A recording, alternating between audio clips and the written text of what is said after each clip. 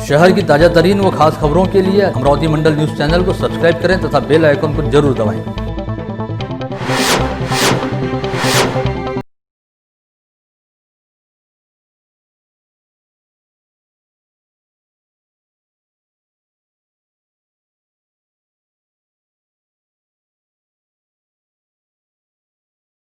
नमस्कार, दैनिक अमरावती मंडल के मंडल news bulletin में आप सभी का स्वागत है। आइए पेश करते हैं आज की कुछ खास खबरें।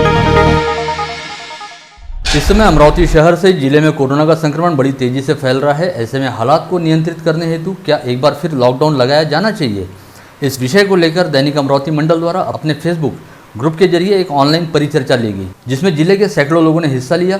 और इस परिचर्चा में 90% से अधिक लोगों का कहना रहा कि जिले में अब बिल्कुल भी लॉकडाउन नहीं होना चाहिए। इस परिचर्चा में कई लोगों ने बड़े रोचक अंदाज में अपनी बात रखी। वहीं कई लोगों ने बड़े धीर गंभीर तरीके से अपने विचार प्रकट करते हुए कहा कि अब हालात चाहे जैसे भी हों, लेकिन हम सब कोरोना से लड़ेंगे भी, जिएंगे भी और कोरोना के खिलाफ जंग में जीतेंगे भी। इस परिचर्चा का कुल सार यह निकलता है कि अमरावती के लोग अब किसी भी हालत में लॉकडाउन नहीं चाहते हैं। बता दें कि विगत दिनों स्थानीय जिला पालक मंत्री यशोमती ठाकुर सहित जिला प्रशासन द्वारा संकेत दिए गए थे कि यदि अमरावती में कोरोना को लेकर हालात नियंत्रित नहीं होते हैं और यहाँ पर कोरोना संक्रमितों की संख्या ऐसे ही बढ़ती रहती है तो अमरावती में एक बार फिर कुछ समय के लिए लॉकडाउन लगाना पड़ सकता है। इस बात के मद्देनजर ही दैनिक अमरावती मंडल ने अपने फेसबुक पेज के जरिए एक परिचर्चा आयोजित की थी, जिसमें अमरावती वासियों से पूछा गया था कि क्या अमरावती जिले में अब और 15 दिनों का लॉकडाउन लगाया जाना चाहिए, जिस पर अधिकांश लोगों ने नहीं में प्रतिक्रिया देते हुए कहा कि लॉकडाउन बहुत हो चुका, अब और नहीं। लोगों का कहना रहा कि लॉकडाउन की वजह से लोगों के व्यापार व्यवसाय व कामकाज पूरी तरह से ठप हो जाते हैं और रोजगार के अवसर लगभग पूरी तरह से खत्म हो जाते हैं। ऐसे में मध्यम वर्गीय व निम्न वर्गीय लोगों को अपना घर परिवार चलाने में अनेकों तरह की दिक्कतें आती हैं। इस बात के मद्देनज़र अब कोई लॉकडाउन नहीं लगाया जाना चाहिए, बल्कि इसके बजाय प्रशासन द्वारा इस दिशा में काम किया जाना चाहिए कि कोरोना के संक्रमण को कैसे नियंत्रित किया जा सकता है। साथ ही कई लोगों ने इस बात की ओर भी विशेष ध्यान दिलाया कि इससे पहले करीबन 2.5 माह का लॉकडाउन लगाया गया था और इन दिनों प्रति सप्ताह 2 दिनों का लॉकडाउन लगाया जा रहा है, लेकिन इसके बावजूद लॉकडाउन के दम पर कोरोना की बीमारी को नियंत्रित नहीं किया जा पा रहा। ऐसे में अब लंबे समय का लॉकडाउन लगाने का कोई औचित्य नहीं है। वहीं कई लोगों ने आगामी दिनों में 15 दिनों का लॉकडाउन लगाए जाने का समर्थन किया है, किंतु ऐसे लोगों की संख्या काफ़ी कम रही। गत रोज जिस समय राम मंदिर शिलान्यास व भूमि पूजन से पहले अयोध्या स्थित हनुमानगढ़ी में प्रधानमंत्री नरेंद्र मोदी महाबली हनुमान जी के दर्शन लेकर रामलला के आशीर्वाद की अनुमति ले रहे थे, तब हनुमानगढ़ी के जिस आचार्य ने प्रधानमंत्री मोदी को साफा व मुकुट पहनाकर सम्मानित किया, वे धर्माचार्य प्रेमदास महाराज हैं, जो अपने जमाने के सुविख्यात पहलवान भी हैं और उनका अमरावती जिले के परतवाड़ा से काफ़ी निकट और पारिवारिक संबंध है। महावीर हनुमान के परम भक्त प्रेमदास जी महाराज ने वर्ष 1990 से 1995 के बीच का कार्यकाल परतवाड़ा में ही बिताया है। ऐसे में जब राम मंदिर शिलान्यास जैसे वैश्विक आयोजन पर प्रेमदास जी महाराज से परिचित लोगों ने टीवी पर उन्हें पीएम मोदी का सत्कार करते देखा तो उनके शुभचिंतकों और मित्रों की खुशी का कोई ठिकाना नहीं रहा। बता दें कि प्रेमदास जी महाराज ने परतवाड़ा के छोटा बाजार स्थित खाकी बाबा बड़ी कुटिया मंदिर में कुछ वर्ष अंजनी नंदन की सेवा में समर्पित किए हैं। बड़ी कुटिया में प्रेमदास जी के चाचा रामशरण दास महाराज पुजारी और पुरोहित के ओहदे पर अपने कर्तव्य का निर्वहन करते रहे और रामशरण दास महाराज ही प्रेमदास जी के गुरु भी हैं। वर्तमान में कुटिया के पुजारी श्री कृष्ण तिवारी महाराज बताते हैं कि यह मंदिर 3 दशक से अधिक पुराना है और यहाँ पर राम प्रतिमाएं भी ऐतिहासिक धरोहर के रूप में रखी गई हैं। वहीं अचलपुर नगर पालिका के पूर्व नगराध्यक्ष और अपने जमाने के चर्चित पहलवान रंगलाल नंदवंशी उर्फ रंगू पहलवान ने कल हनुमानगढ़ी के प्रसंगों को देखने के बाद अमरावती मंडल के साथ अपनी कई यादें ताज़ा की। रंगू पहलवान ने बताया कि सन 1990 से 1995 के दौरान उन्हें प्रेमदास जी महाराज के साथ समय बिताने का सौभाग्य प्राप्त हुआ है और किसी जमाने में उन्होंने प्रेमदास जी महाराज के साथ लाल मिट्टी के अखाड़े में दांव पेच की प्रैक्टिस भी की है। उस वक्त प्रेमदास जी महाराज पूरे विदर्भ सहित मध्य प्रदेश में कुश्ती के सुपरस्टार थे और पूरे अंचल में ऐसा कोई पहलवान नहीं था जो प्रेमदास जी महाराज को हरा पाया होगा। जिले की सांसद नवनीत कौर राणा तथा बडनेरा निर्वाचन क्षेत्र के विधायक रवि राणा को कोरोना संक्रमित पाया गया है। इसके अलावा राणा परिवार के अन्य 4 लोगों की कोरोना टेस्ट रिपोर्ट भी आज पॉजिटिव आई है, जिनमें विधायक रवि राणा की बहन सहित उनके एक भतीजे, एक भांजे व एक भाणेजी का समावेश है। सांसद नवनीत राणा को अमरावती में रैपिड एंटीजन टेस्ट में कोरोना संक्रमित पाया गया। वहीं विधायक रवि राणा की कोरोना टेस्ट नागपुर जीएमसी में हुई, जहां पर उनकी रिपोर्ट पॉजिटिव आई है। बता दें कि इससे पहले सांसद नवनीत राणा व विधायक रवि राणा के परिवार में 10 लोगों की कोरोना टेस्ट रिपोर्ट पॉजिटिव आई थी, जिनमें विधायक रवि राणा के माता पिता सहित राणा दंपति के दोनों बच्चों का समावेश था। साथ ही विधायक रवि राणा की बहन व दामाद, भानजे व भांजी तथा एक भतीजे को भी इससे पहले कोरोना संक्रमित पाया जा चुका है।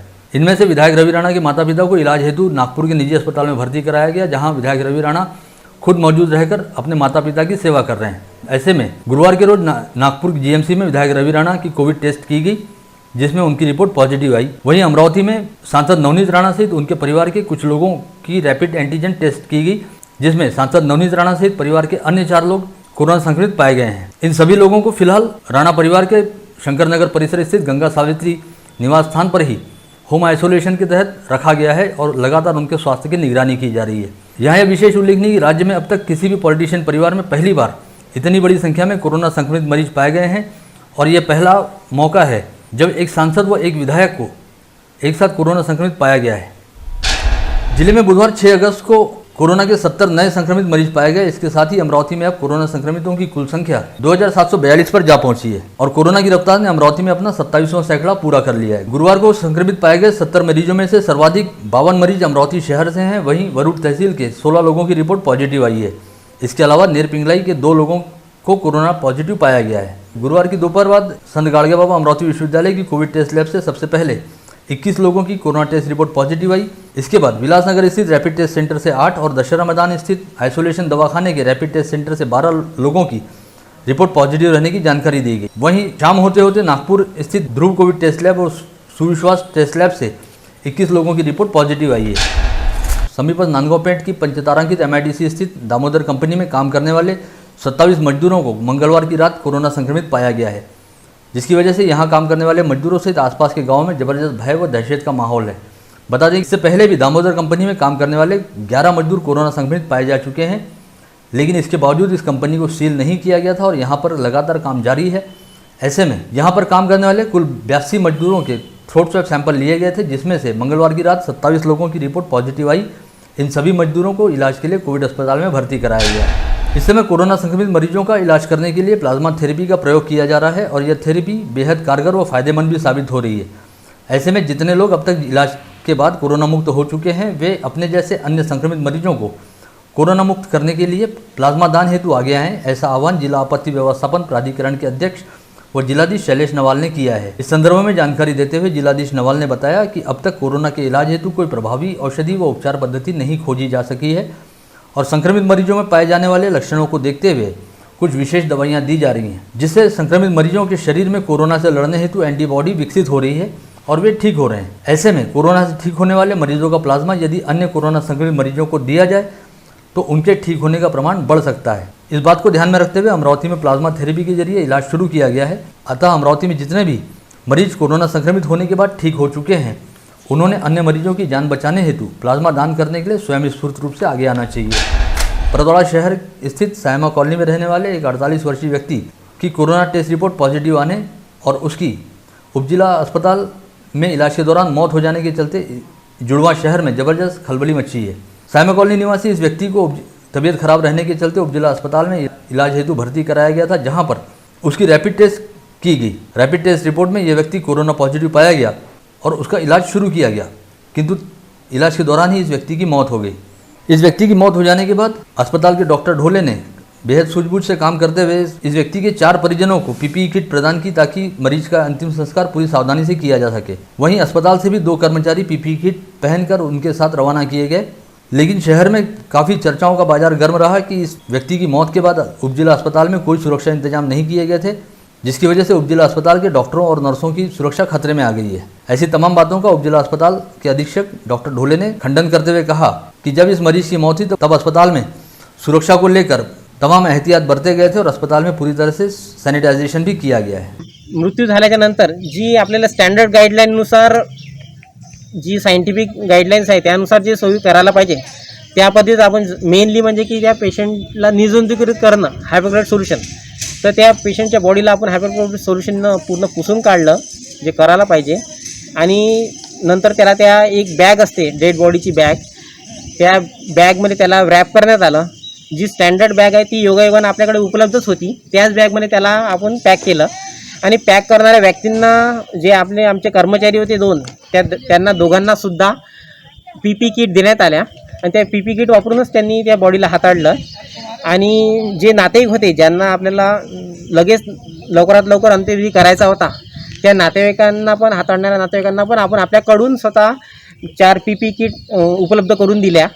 म्हणून जे लोकांनी त्या बॉडीला हाताळलं आहे त्या सर्वांनी PP किट घालूनच हाताळणी करण्यात आली आणि ती बॉडी नातेवाईकांच्या रात्री सुपूर्द करण्यात आली आणि त्यांनी त्यांचा अंत्यविधी केला. भारतीय जनता पार्टी की अमरावती जिला ग्रामीण शाखा ने आरोप लगाया है कि गत रोज जिस समय देश के प्रधानमंत्री नरेंद्र मोदी के हाथों उत्तर प्रदेश की अयोध्या नगरी में प्रभु श्री रामचंद्र के मंदिर का भूमि पूजन और शिलान्यास किया जा रहा था, उस वक्त अमरावती शहर से जिले में स्थानीय पुलिस प्रशासन द्वारा भाजपा सहित विश्व हिंदू परिषद व बजरंग दल के कार्यकर्ताओं को ढूंढ कर उन्हें नोटिस जारी की जा रही थी। साथ ही कई स्थानों पर लोगों को अपने घरों पर भगवा ध्वज लगाने से रोका गया। इसके अलावा किसी भी कार्यकर्ता द्वारा जय श्री राम का नारा लगाने पर पुलिस ने ऐसे कार्यकर्ताओं को गिरफ्तार करने तक की धमकी दी। यह एक तरह से पुलिस का मनमानीपूर्ण और तानाशाही रवैया है जिसका भाजपा की ओर से तीव्र निषेध किया जाता है। इस विषय को लेकर भाजपा की जिलाध्यक्ष निवेदिता चौधरी तथा भाजपा किसान आघाड़ी के प्रदेशाध्यक्ष डॉक्टर अनिल बोंडे के नेतृत्व में राज्य के मुख्यमंत्री के नाम जिलाधीश शैलेश नवाल को एक ज्ञापन सौंपा गया। इस ज्ञापन में कहा गया कि महाराष्ट्र में खुद को हिंदुत्ववादी संगठन कहने वाली शिवसेना के पार्टी प्रमुख ही मुख्यमंत्री हैं, किंतु इसके बावजूद अमरावती में हिंदू समाज बंधुओं के साथ पुलिस प्रशासन द्वारा राम मंदिर शिलान्यास के अवसर पर ज्यादती की गई, जो अपने आप में बेहद शर्मनाक है। 7 ऑगस्ट रोजी माननीय पंतप्रधान नरेंद्रजी मोदी यांच्या हस्ते प्रभू श्रीरामचंद्राच्या मंदिराचं भूमिपूजन झालं। सगळीकडे आनंदाचं वातावरण होतं, परंतु अमरावती जिल्ह्यामध्ये पोलिसांनी एवढी दडपशाही केली की कोणी भगवा झेंडा घरावर लावत असला त्याला थांबवलं। बजरंग दलाचे, विश्व हिंदू परिषदचे, भारतीय जनता पक्षाचे कार्यकर्त्यांनी जय श्रीराम म्हटलं तरीसुद्धा त्यांना धमकावलं। जय श्रीराम म्हटलं तर आतमध्ये टाकून देऊ, अशा प्रकारच्या धमक्या पोलिसांकडून दिल्या गेल्या आणि प्रत्येकाच्या घरी जाऊन लाडू वाटणाऱ्या पोरांनासुद्धा वापस पाठवलं आणि त्यामुळं हे शिवसेनेच्या अधिपत्याखाली असलेलं राज्य आहे की मोगलाई आहे हा प्रश्न पडलेला आहे। आणि म्हणून भारतीय जनता पक्षाच्या वतीनं आज आम्ही जिल्हाधिकाऱ्याकडे निषेध करण्याकरता आलेलो आहे की या राज्यामध्ये आम्हाला आमच्या धर्माचं पालन करण्याचा आणि पंतप्रधानांनी ज्याचं भूमिपूजन केलं त्या राष्ट्रभावनेचं अत्युच्च स्थान असणारा हा क्षण होता। त्या दिवशी मोगलाईप्रमाणे जी दडपशाही केली त्याचा आम्ही निषेध करतो। राज्य के सभी लोगों को बहुत जल्द 100 यूनिट तक का बिजली बिल माफ होने की संभावना दिखाई दे रही है, जिसके लिए कांग्रेस के कोटे से मंत्री रहने वाले नेताओं द्वारा सरकार पर दबाव बनाया जा रहा है। बता दें कि कोरोना के चलते जारी लॉकडाउन के दौरान 3-4 माह का बिजली बिल एक साथ भेज दिए जाने की वजह से समूचे राज्य के नागरिक त्रस्त हो गए हैं तथा सरकार व ऊर्जा विभाग को लेकर जबरदस्त नाराजगी व असंतोष का माहौल व्याप्त है। ऐसे में जहां एक और ऊर्जा विभाग द्वारा नागरिकों को राहत देने हेतु कई पर्याय मंजूरी के लिए राज्य विद्युत नियामक आयोग के पास भेजे गए हैं, वहीं दूसरी ओर लॉकडाउन काल के दौरान 100 यूनिट तक का बिल माफ़ करने को लेकर कांग्रेस के मंत्रियों द्वारा सरकार पर दबाव बनाया जा रहा है। कांग्रेस के प्रदेशाध्यक्ष व राज्य के राजस्व मंत्री बालासाहेब थोरात ने सोमवार को इस संदर्भ में पार्टी के प्रदेश कार्याध्यक्ष व ऊर्जा मंत्री नितिन राउत से प्रदीर्घ चर्चा की, जिसमें तय किया गया कि लॉकडाउन के दौरान 100 यूनिट तक के बिजली बिल को माफ़ करते हुए आम नागरिकों को राहत दी जाए। साथ ही यह भी तय किया गया कि कांग्रेस के कोटे से मंत्री रहने वाले सभी नेता सरकार पर इसके लिए दबाव बनाएंगे। स्थानीय फ्रेजरपुरा पुलिस थाना क्षेत्र अंतर्गत तक्षशिला महाविद्यालय प्रांगण में श्यामनगर निवासी 28 वर्षीय स्वप्निल मनोहर टीके नामक युवक ने फांसी लगाकर आत्महत्या कर ली। यह युवक कलर पेंटिंग का काम किया करता था। फिलहाल तक यह स्पष्ट नहीं हो पाया कि इस युवक ने आत्महत्या क्यों की। फ्रेजरपुरा पुलिस ने घटनास्थल का पंचनामा कर लाश को पोस्टमार्टम के लिए जिला सामान्य अस्पताल रवाना किया और मामले की जाँच शुरू की गई है। कोरोना महामारी काल के दौरान कोरोना के संक्रमण से बचाव हेतु स्थानीय यातायात पुलिस शाखा द्वारा एक विशेष अभियान छेड़ा गया था। विगत 25 मार्च से घोषित किए गए लॉकडाउन काल के दौरान अब तक डबल सीट मोटरसाइकिल चलाने वाले 11,591 लोगों के खिलाफ कार्रवाई करते हुए यातायात पुलिस शाखा द्वारा करीब 14 लाख रुपए का जुर्माना वसूल किया गया है। इस अभियान के लिए यातायात पुलिस ने शहर के प्रमुख चौराहों पर फिक्स पॉइंट बनाकर नाकाबंदी की कार्रवाई शुरू की है, जो अब भी जारी है। हाल ही में उजागर हुए मनपा शौचालय घोटाला मामले की जाँच करने हेतु गठित मनपा उपायुक्त की अध्यक्षता वाली 3 सदस्यीय समिति ने निगमायुक्त प्रशांत रोड़े को जांच रिपोर्ट सौंपी थी, जिसके आधार पर निगमायुक्त प्रशांत रोड़े ने मनपा के कुछ अधिकारियों व कर्मचारियों की डिपार्टमेंटल जांच शुरू कराई है और इस जांच में जो भी अधिकारी व कर्मचारी दोषी पाया जाएगा उसके खिलाफ मनपा प्रशासन द्वारा फौजदारी कार्रवाई की जाएगी, ऐसा पता चला है। इस संदर्भ में जानकारी हेतु संपर्क किए जाने पर जब मनपा आयुक्त प्रशांत रोड़े से पूछा गया कि मनपा उपायुक्त की अध्यक्षता वाली जाँच समिति में किन किन अधिकारियों व कर्मचारियों के नाम हैं, तो उन्होंने कहा कि फिलहाल ये मामला जाँच के तहत विचाराधीन है। ऐसे में रिपोर्ट में शामिल नामों का खुलासा नहीं किया जा सकता है और जब डिपार्टमेंटल जांच खत्म होकर पुलिस को रिपोर्ट सौंपी जाएगी उस वक्त सभी नामों का खुलासा किया जाएगा। स्थानीय शहर पुलिस आयुक्तालय अंतर्गत आने वाले 10 पुलिस थाना क्षेत्रों से विगत 25 वर्षों के दौरान कुल 104 आरोपी फरार हुए थे, जिनमें से कुछ आरोपियों का पता चला और कुछ के निधन होने की जानकारी मिली। वहीं शेष 95 आरोपियों की पुलिस द्वारा आज भी तलाश की जा रही है। इसमें से इन आरोपियों में धोखाधड़ी, लूटपाट, हत्या व हत्या के प्रयास तथा बलात्कार जैसी घटनाओं को अंजाम देने वाले आरोपियों का समावेश है। इन 95 आरोपियों की पुलिस द्वारा सरगर्मी से तलाश की जा रही है। तीसरा तहसील निवासी ख्यातनाम एवं वरिष्ठ पहलवान शेर सिंह राजपूत का गुरुवार तड़के 3 बजे निधन हो गया। तहसील में कुश्ती का विकास करने वाले तथा राष्ट्रीय व राज्य स्तर पर कई खिलाड़ी अपने मार्गदर्शन में तैयार करने वाले पहलवान शेर सिंह राजपूत का निधन हो जाने के चलते कुश्ती एवं क्रीड़ा क्षेत्र में शोक की लहर देखी जा रही है। अमरावती शहर तालीम संघ के अध्यक्ष पद्मश्री प्रभाकर वैद्य व सचिव डॉक्टर संजय तीरथकर सहित शहर के अनेकों पहलवानों एवं क्रीड़ा क्षेत्र से जुड़े गणमान्यों ने दिवंगत शेर सिंह राजपूत को भावभीनी श्रद्धांजलि अर्पित की है। इसी के साथ आज का बुलेटिन यहीं समाप्त होता है। कल दोबारा आप सभी से मुलाकात होगी ऐसे ही कुछ खास खबरों को लेकर। तब तक के लिए नमस्कार।